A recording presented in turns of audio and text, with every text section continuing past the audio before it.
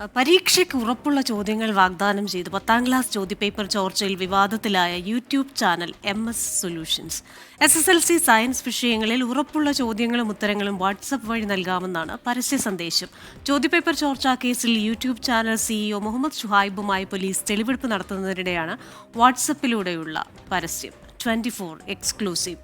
കോഴിക്കോട് നിന്ന് വിവരങ്ങളുമായി ചേരുന്നത് രാഹുൽ സുരേഷാണ്.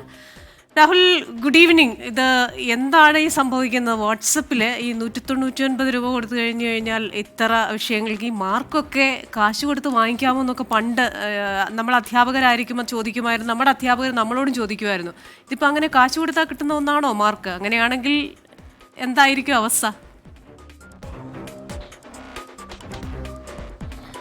ക്രിസ്റ്റീന, SSLC പരീക്ഷകൾ പുരോഗമിച്ചുകൊണ്ടിരിക്കുകയാണ്. ഈ സയൻസ് വിഷയങ്ങളിലെ പരീക്ഷ നടക്കാൻ ഇനി ദിവസങ്ങൾ ബാക്കി നിൽക്കുകയാണ്. MS സൊല്യൂഷൻ്റെ പുതിയ വാഗ്ദാനം ഇപ്പോൾ പുറത്തു വന്നിട്ടുള്ളത്. ഇന്ന് ഉച്ചയ്ക്ക് 12:45 MS സൊല്യൂഷൻ SSLC എന്ന വാട്സപ്പ് ഗ്രൂപ്പിൽ പുതിയ വാഗ്ദാനം അവർ പുറത്തുവിട്ടിട്ടുള്ളത്.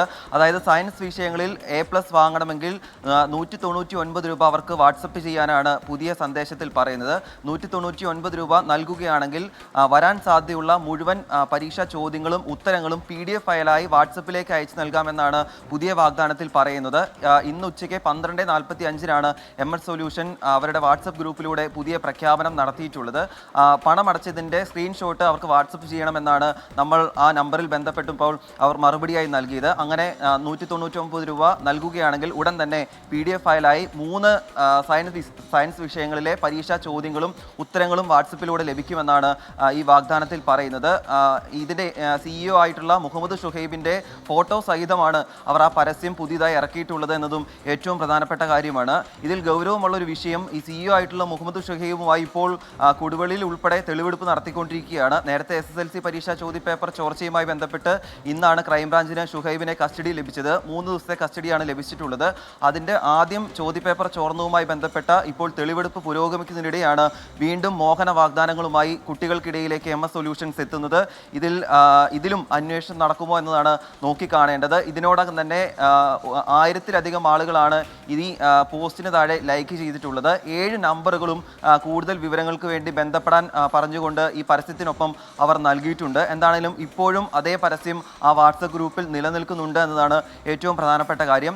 നേരത്തെയും കഴിഞ്ഞ ദിവസങ്ങളിലും ഇതേ പരസ്യം പ്രത്യക്ഷപ്പെട്ടിരുന്നു. പക്ഷേ ഏതാനും മണിക്കൂറുകൾ കഴിഞ്ഞപ്പോൾ ആ പരസ്യം അവർ പിൻവലിക്കുകയായിരുന്നു. അതായത് ഒരു പരിധിയിലധികം ആളുകൾ, വിദ്യാർത്ഥികൾ അവരെ ബന്ധപ്പെട്ട് പണം നൽകി അവർ ആ PDF ഫയലുകൾ നൽകുന്നു.